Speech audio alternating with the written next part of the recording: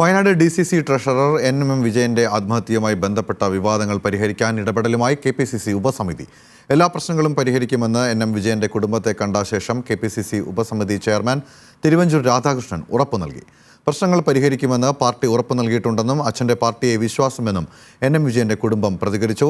അതിനിടെ ബാങ്ക് നിയമന പരാതിയിൽ ആത്മഹത്യ ചെയ്ത NM വിജയൻ അടക്കം 5 പേർക്കെതിരെ കേസെടുത്ത പ്രത്യേക അന്വേഷണ സംഘം.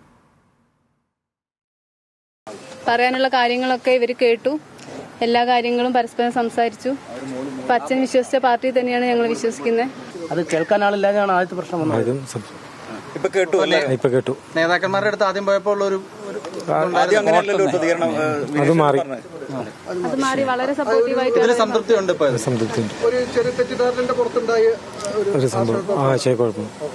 സാമ്പത്തിക തിരിമറിയിലും NM വിജയന്റെ ആത്മഹത്യാ വിവാദത്തിലും കോൺഗ്രസ് നേതാക്കളുടെ പങ്കിനെക്കുറിച്ചുള്ള ആരോപണങ്ങൾ ആദ്യം നിഷേധിച്ച കോൺഗ്രസ് നേതൃത്വം വയനാട്ടിലെത്തി കുടുംബത്തെ കണ്ടു.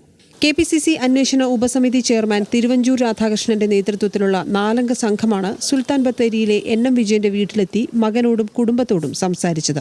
NM വിജയന്റെ കുടുംബത്തിന്റെ പരാതികളും ആശങ്കകളും പൂർണ്ണമായും കേട്ടെന്നും മുഴുവൻ പ്രശ്നവും പരിഹരിക്കാൻ ഇടപെടുമെന്നും സമിതിയുടെ ഈ വരവ് കുടുംബത്തിന്റെ ദുഃഖത്തിൽ പങ്കുചേരാനാണെന്നും തിരുവഞ്ചൂർ രാധാകൃഷ്ണൻ MLA വ്യക്തമാക്കി. ഞങ്ങൾ എല്ലാ കാര്യത്തിനും ഒരു പരിഹാരം ഉണ്ടാക്കുന്നതിനെ കുറിച്ചാണ് ആലോചിക്കുന്നത്. പക്ഷെ ഞങ്ങളുടെ തലത്തിൽ മാത്രം അത് പറഞ്ഞാൽ പോരാ, ചില തലങ്ങളിൽ കൂടി ഞങ്ങൾക്ക് ആലോചിക്കേണ്ടി വരും. പക്ഷെ ആദ്യമായിട്ട് ഈ കുടുംബത്തെ ആശ്വസിപ്പിക്കുക എന്നുള്ളതായിരുന്നു ഞങ്ങളുടെ പ്രാഥമികമായ ഉത്തരവാദിത്തം. NM വിജയന്റെ ആത്മഹത്യാക്കുറിപ്പിൽ ബത്തേരി MLA IC ബാലകൃഷ്ണന്റെയും DCC പ്രസിഡന്റ് ND അപ്പച്ചന്റെയും പേര് വന്നതോടെയാണ് കോൺഗ്രസ് നേതൃത്വം പ്രതിരോധത്തിലായത്.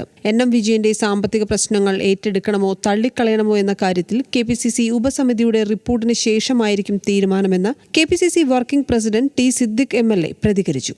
ഏറ്റെടുക്കും എന്നോ ഏറ്റെടുക്കില്ല എന്നുള്ളതോ പാർട്ടി പറഞ്ഞിട്ടില്ല. പാർട്ടി പറയാത്തതായിരിക്കുന്ന ഒരു കാര്യത്തിലേക്ക് നമുക്ക് എങ്ങനെ കടക്കാൻ പറ്റുക? പാർട്ടി ഒരു അന്വേഷണ കമ്മീഷൻ പ്രഖ്യാപിച്ചു. ആ അന്വേഷണ കമ്മീഷൻ അതിന്റെ മേലെയുള്ള നിഗമനങ്ങളിലെത്തും.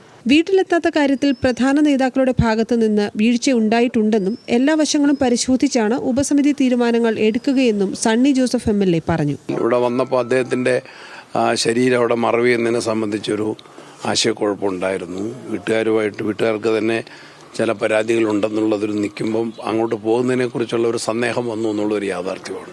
ഈ വിഷയത്തിന്റെ പേരിൽ വാദപ്രതിവാദങ്ങൾ ഉണ്ടാക്കാൻ ഇനി സാധ്യമല്ലെന്നും പരസ്യ പ്രസ്താവനകൾ ഇവിടെ വെച്ച് അവസാനിപ്പിക്കണമെന്നും തിരുവഞ്ചൂർ ആവശ്യപ്പെട്ടു. ഈ വിഷയത്തിന്റെ പേരിൽ കോലാഹലം ഉണ്ടാക്കാമെന്നാരും കരുതേണ്ടെന്ന് തിരുവഞ്ചൂർ പറഞ്ഞു. തിരുവഞ്ചൂരിനൊപ്പം വർക്കിംഗ് പ്രസിഡന്റ് TN പ്രതാപൻ, രാഷ്ട്രീയകാര്യ സമിതി അംഗം Sunny Joseph MLA, KPCC general secretary K Jayant എന്നിവരാണ് KPCC അന്വേഷണ സമിതി അംഗങ്ങൾ. പക്ഷേ ഇതിന്റെ പേരിൽ ഒരു കോലാഹലം ഉണ്ടാക്കി കളയാം, അല്ലെങ്കിൽ മനസ്സിൽ എന്തെങ്കിലും ഒരു പഴയ വിരോധം ഉണ്ടെങ്കിൽ അത് ഇവിടെ തീർക്കാം എന്നുള്ള നിലയിലിട്ട് കൊണ്ടുപോകാൻ പറ്റില്ല.